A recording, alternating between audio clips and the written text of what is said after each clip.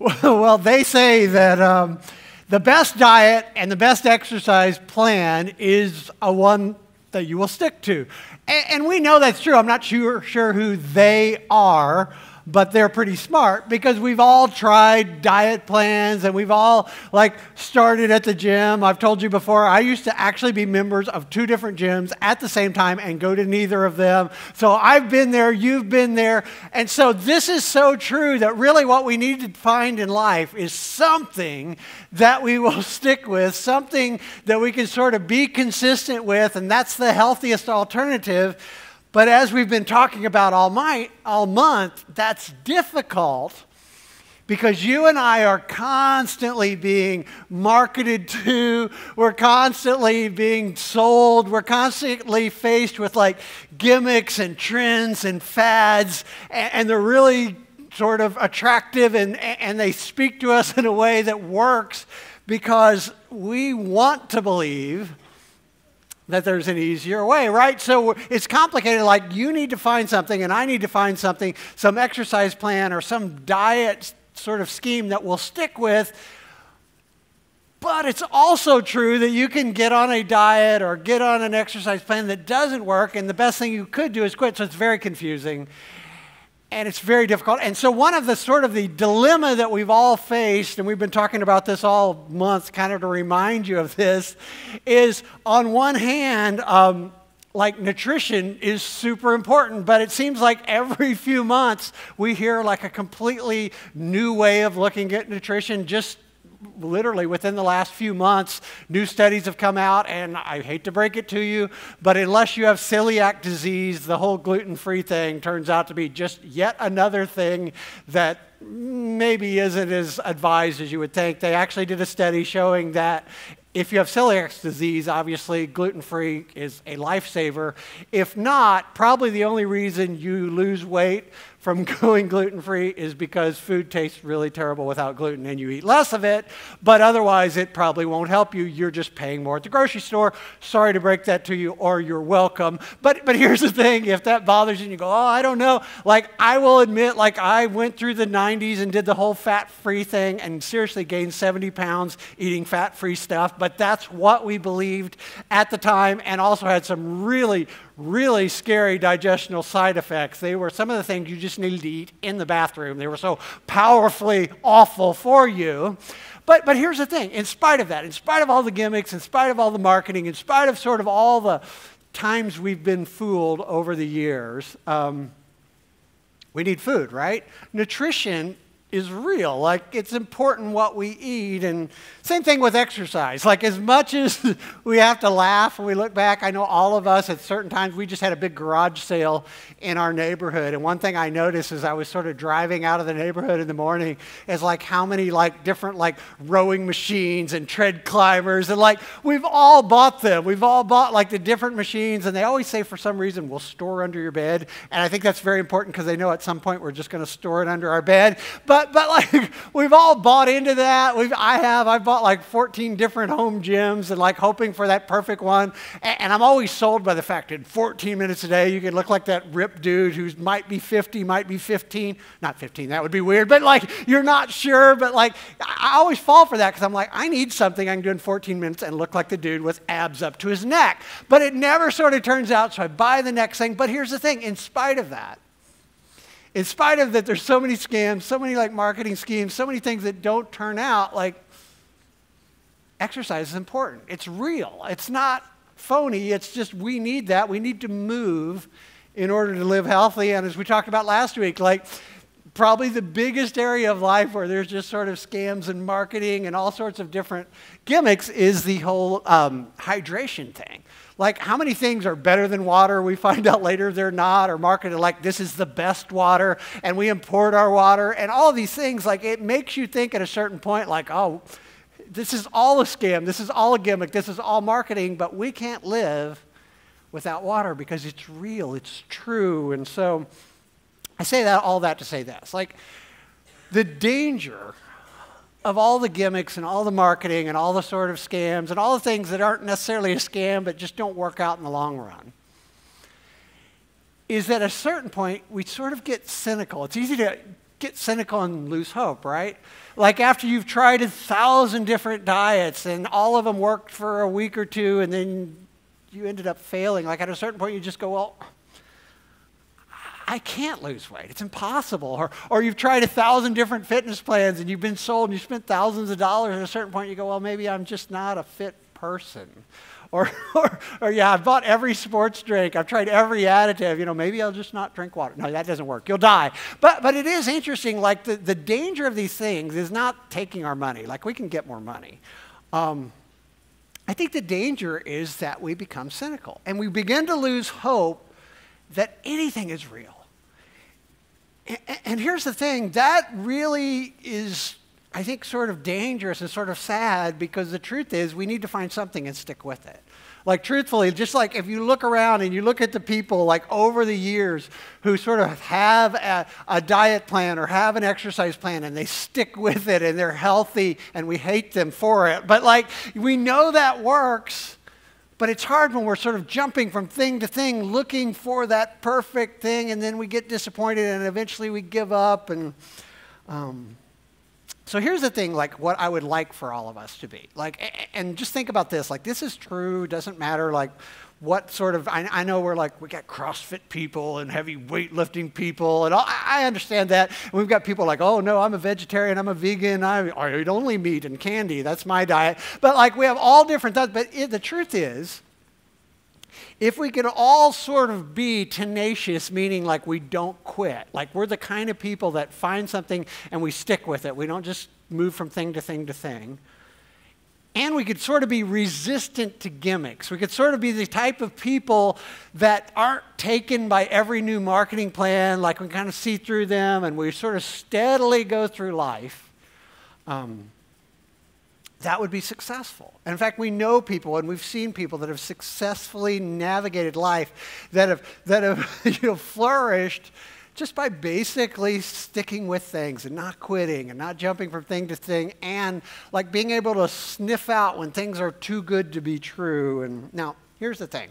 This really isn't a series about just being healthy, because I would be the worst guy to talk about that because I'm not that healthy. But beyond that, like, I just think it's a perfect metaphor for this whole spiritual thing, this whole church thing, this whole sort of Christian living thing, because here's the thing about it.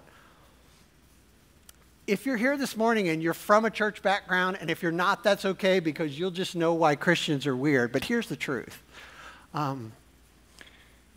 We've been talking about fearing God and having faith and loving God and loving others and loving yourself. But let's just be honest about something this morning. Like those things, it's sort of like water and exercise and nutrition, they're real. And they're powerful, and we need them. I believe there's nothing more important than these things. But I would also tell you this morning that in the Christian world, in the church world, in sort of the religious arena, they've all been used to market to us. There's been gimmicks and scams and books sold, and like preachers have risen up and made $1 billion talking about a certain thing, and we've followed them, and we've been disappointed. And some of you are here this morning because you're just sort of coming back to religion because you have been so burnt out and so sort of like you got cynical and you got your hope smashed, and like you've sort of thought over the years like none of it's real. And I'm here to tell you this morning it is real, but that doesn't stop the fact that just like I believe that obviously we need water to live, but it doesn't stop people from marketing all sorts of stuff in the hydration arena. And I believe we need exercise to be healthy, but it doesn't stop people from marketing and scamming and coming up with gimmicks over and over and over. But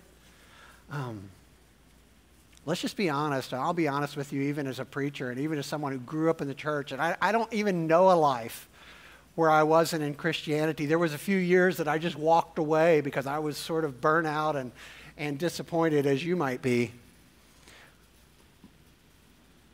But I would tell you that these things are real, and these things are sort of the source of the most gimmicks, the most marketing, sort of the most scammy nonsense I've ever seen in my life. And so here's the thing that I'd like to see us be.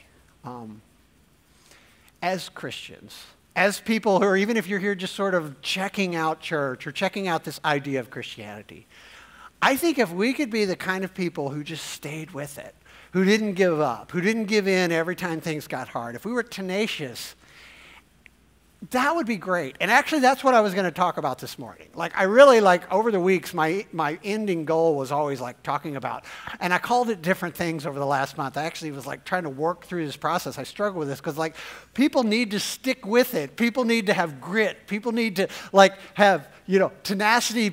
And we talked about all different ways, but I realized, like, it does you no good to stick with it if it's false, right? Like, it does you no good to go through your whole life going, hey, I'm just going to stick with this idea, and then it turned out to be false. So there's another layer to that. Like, we need to be people who stick with things, who don't quit, but we also need some insight and sort of be able to sniff out, like, oh, that's not true. That's a gimmick. That's false. And so Paul said it this way. I didn't come up with that. Paul said it this way in his letter to the Ephesians. He said, then we will no longer be immature like children. We won't be tossed and blown about by every wind of new teaching. We won't be influenced when people try to trick us with lies so clever that they sound like the truth. Instead, we will speak the truth in love, growing in every way more and more like Christ, who is the head of his body, the church. Now, that's a pretty powerful thought, isn't it? That's a pretty powerful thought to think that we could become, I'm sorry, I keep messing with my mic here.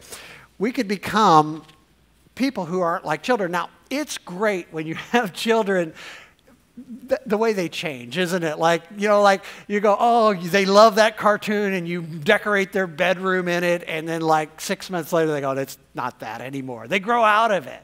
And it's great, like, and it's cool. I see little girls, like, and little boys sometimes will have like that one particular toy, but over the years they'll also go through many different things, and like as they're teenagers, they kind of go, you just when you think that you can talk to them about the band they like, then they don't like that band anymore, and you've got to go research on Google, so it seems like you know what you're talking about. But that's for children, and that's great. Like, that's exciting because they're growing and they're changing.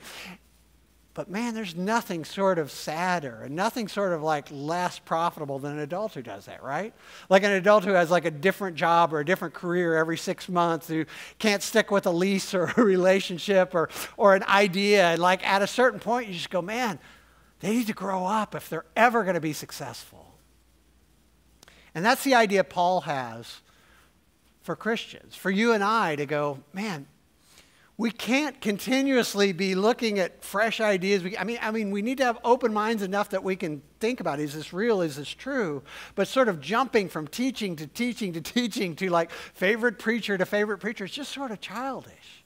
And we need something, like something solid that we can stick with and mature and steady and sort of like, moving down a pathway. That's a powerful thing. And even touches on what we talked a few weeks ago, that like love has truth in it. So it's not just a feeling. He talks about speaking like Christ in truth and love. Like we would not only just have feelings about Christ, but we would also understand the truth, what's real. And I was thinking about this. I was like, you know what we need?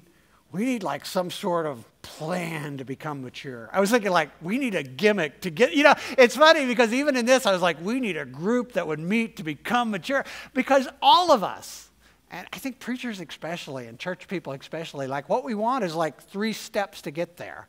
Or like, hey, just read this every week and I'll put this out on the website and then you'll be, but none of that's true, because we're not going to get there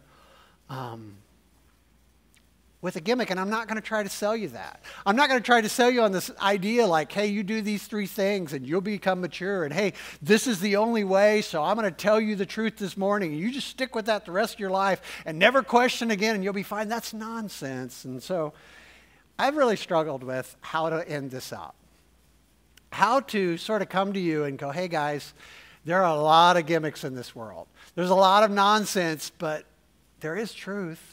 I don't want you to be cynical and go, there's no truth. That's not correct. And I don't want you to become so cynical that you go, man, I just can't believe anything anymore because I found out it's all false. That's no way to live. And that's harmful. So here's the way I want to wind up this week. And not surprisingly, what I've found and what I've sort of zeroed in on is this idea of Jesus that we talk a lot about, because he is the ultimate example. And so I want to read this to you. It's in Hebrews 12. It simply says this. He says, therefore, Since we are surrounded by such a huge crowd of witnesses to this life of faith, let us strip off every weight that slows us down, especially the sin that so easily trips us up. And let us run with endurance. Let's not give up the race that God has set before us. We do this by keeping our eyes on Jesus, the champion who initiates and perfects our faith. Because of the joy awaiting him, he endured the cross, disregarding its shame. And now he is seated in the place of honor beside God's throne. Now, I like this first part because you notice it doesn't say like, no one's ever accomplished this, but maybe you'll be the first. It says like, we're surrounded by a huge crowd of witnesses. Like what he's saying is like, and think about this in terms of like some exercise plan, okay? Like there might be someone who comes along and go, hey, try this shake weight. You'll look ridiculous, but you'll be buff in a week. Don't do it. It looks ridiculous.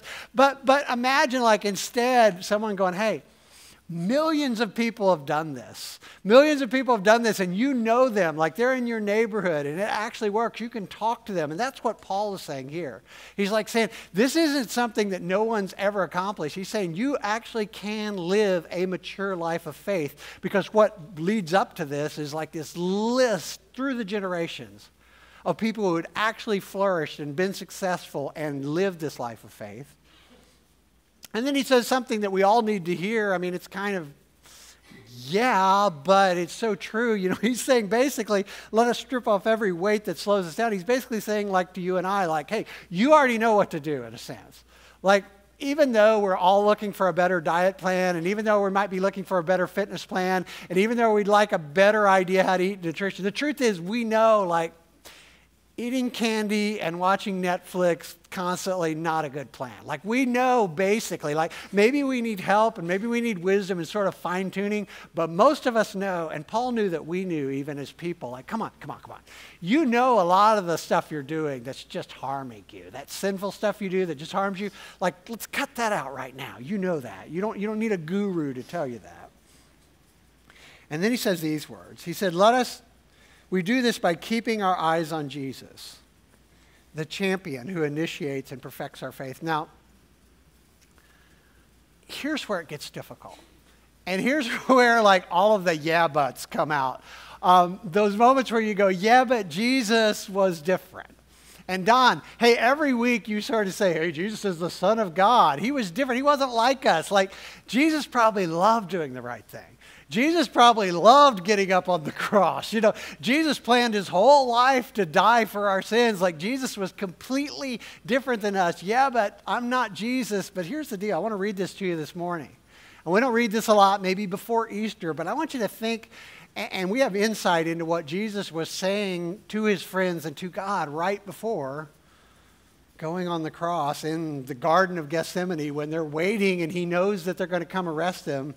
It says Jesus went with them to the olive grove called Gethsemane. And he said, sit here while I go over there to pray. And so he took Peter and Zebedee's two sons, James and John, and he became anguished and distress. And he told them, my soul is crushed with grief to the point of death. Stay here and keep watch with me.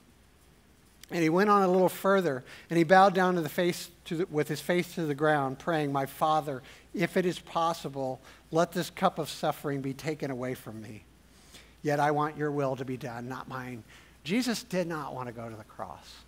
Jesus did exactly what you and I would do if we were facing something so horrible. We would probably what? We would gather our best friends around us and go, man, hang with me. I don't know that I can do this. And we would look for another way, right? And that's exactly, Jesus is so human in this, going, hey, if there's any other way, I don't want to do this. I don't want to suffer. I know what's coming. I know the torture they're going to put me through. Like, I don't want to do that. If there's any other way, I'm open for suggestions, God. But then in the end, Jesus said, but not my will, not my plan, yours, God. And because of that, as Christians, we believe everything that we have, every hope we have of heaven and every hope we have of living a life that flourished here on earth hinged on the fact that Jesus, in spite of not wanting to, went to the cross and then Paul said something that, quite frankly, I've never thought of, that kind of shocked me when I thought of it. It says, because of the joy awaiting him, not because he was superhuman, not because he was the Son of God, not because he was different. He just literally says, because of the joy awaiting him, he looked forward with joy, knowing that what it would do for others, knowing that he would become, as we see, the most famous person on the planet that we believe will come back someday and rule this planet. That's what Christians believe. Disregarding its shame, now he is seated in a place of honor besides God's throne. What Paul said and what we believe about Jesus is Jesus believed one simple thing: that if he would endure the pain then, he would have joy later. Like pain now, joy later. Think about how like that is true in life. See, this isn't a Jesus thing. This isn't a church thing. If you think about it, like this is a universal thing. I mean, think about it in every area of fitness. Like the truth is, the reason why we like gimmicks and the reason why we want gimmicks to be true and the reason why we'll buy expensive exercise equipment and buy ridiculous whatever supplements and diet plans and diet books and all those things is because we would like this what? Not to be true. Like, but the truth is, we know in every area of life, like we have to face some pain now. We have to deny ourselves now. We have to not eat that now so that later we could have the joy of the health, or like we're going to face pain in the gym, so later we'll be stronger, or we're going to deny ourselves of this, or we're going to take that run. I hate running, but boy, do I need to do it so my heart doesn't like just stop later because I haven't done any cardio. And this thing is a universal truth, and this principle of pain now, joy later shows up in sort of every area of life, doesn't it? Not just fitness. Think about it in finances. I mean, that's fun to talk about, right? But here's the thing. Like, if you will save now, if you will stay out of debt now, like, you'll be so glad you did later, right? Like, we know that to be true. We've seen it happen. It works every time it's tried, but it's difficult.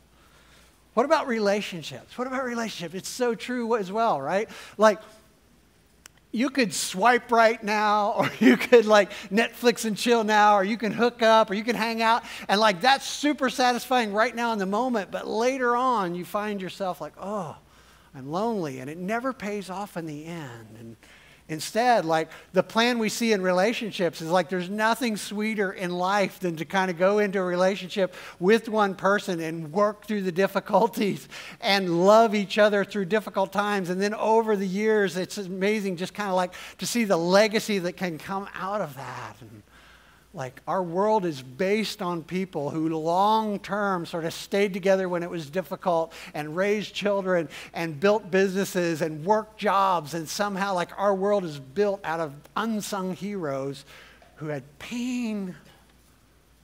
And then they're so glad they did because joy comes later. And guys, there's no difference in fellowship with God. Like if you want to have a relationship with God, if you want to flourish forever, for eternity, to have that sort of relationship with God that continues forever, there's going to be some pain now.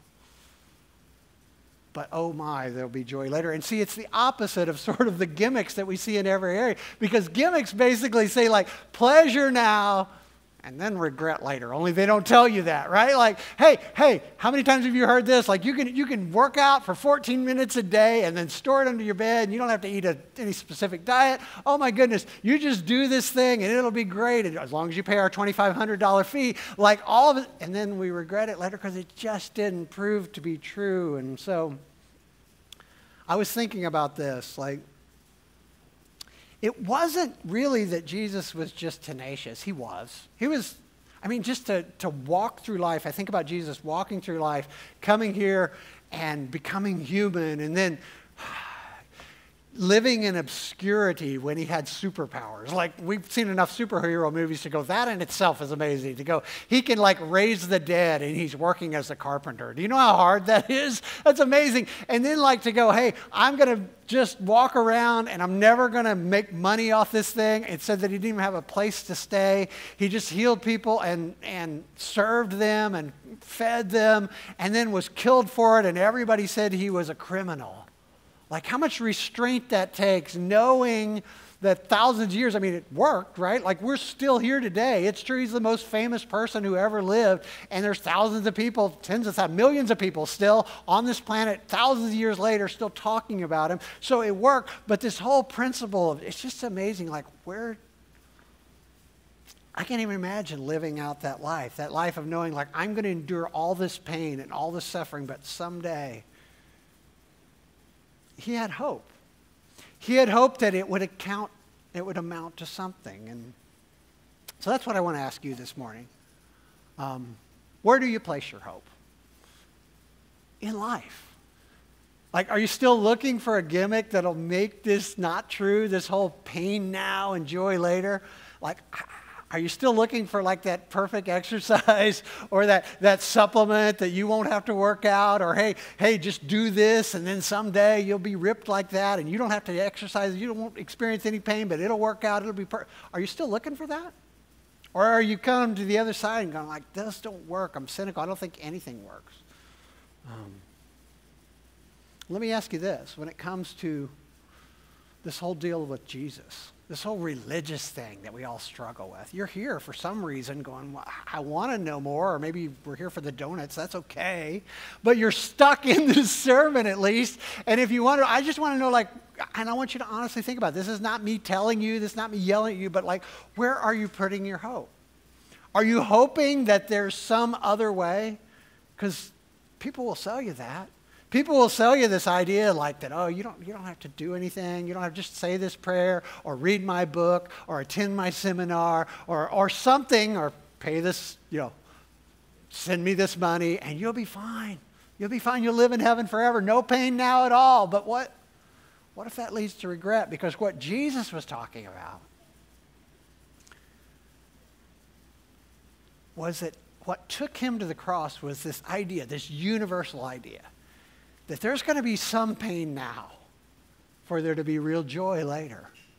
And I don't really want you to believe that this morning because the Bible says so. I don't want you to walk out of here going, well, Don said it, it's in the Bible, maybe I believe it, because that's not going to last. I would like to challenge you this morning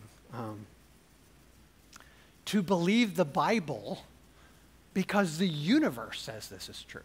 That every area of your life shows this is true if you've lived long enough.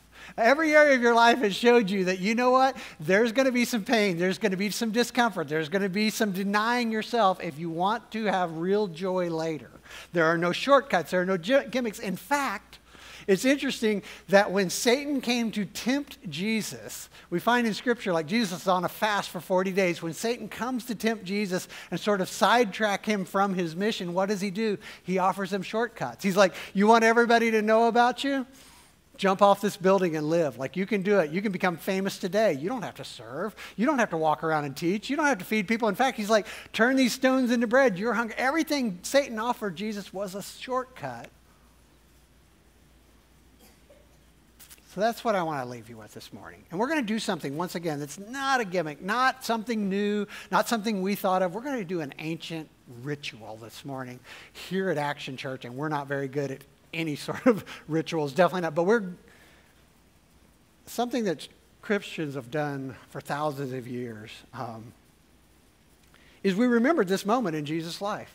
This moment that everything hinged on, this fact that he put aside his own pleasure. He put aside like everything that he wanted to do. He put aside every sort of pain and he took the pain and he took the suffering because he knew later that you and I and him as well could have great, great, great joy later. So I want to do something ancient with you this morning. This is called communion. And you don't have to be part of this if you don't want to. In fact, there's no shame in that. There's no shame in going, hey, I'm not really into that. And if you're not a Christian, man, I urge you, just set it out. Nobody's going to notice. We're going to keep the lights down. You don't have to. But if you are a Christian, if you're a follower of Christ and you've said this morning, like, okay, I buy into that. Jesus is the Son of God. And that thing that he did, that suffering he went through means something. This is our way of remembering it. And so I'm going to pray. And we're just going to stand up and we're going to form a line right over here at this table. And we're going to take a tiny little cup of grape juice to remember that he bled for us. And we're going to take some bread as he ordered us to thousands of years ago and go, this is sort of the idea of Jesus' flesh was broken for us. And he chose pain then for the joy later. And there's no substitute for that. And so if you want to know, like, how can I walk through life and not be taken in by every gimmick, whether it's in fitness or in spirituality, my goodness, remember Jesus. Remember that Jesus chose pain then, joy later. No substitutes, no gimmicks. And so I'd like to pray with you, and then we're just going to step forward and do that this morning. Dear Jesus, thank you for your sacrifice. God, I am so sort of attracted and drawn to shortcuts. God, I want them to be true. I want there to be some way that I don't have to experience any pain or any hardship or any sort of self-denial, but yet I'll have great results in the end. But God, I'm just admitting right now that that's untrue. And God, thank you for the ultimate example. Thank you for showing us what can happen in a life that's all based on sort of the hope in the future joy and enduring the hardship in the moment. And God, we do remember your sacrifice this morning. And God, we're going to do this ancient remembrance of you. And God, I pray that you would honor that and you would bless us for it and you would just help us to truly remember what you did and why you did it. In your name we pray. Amen. I'd just like to read this and go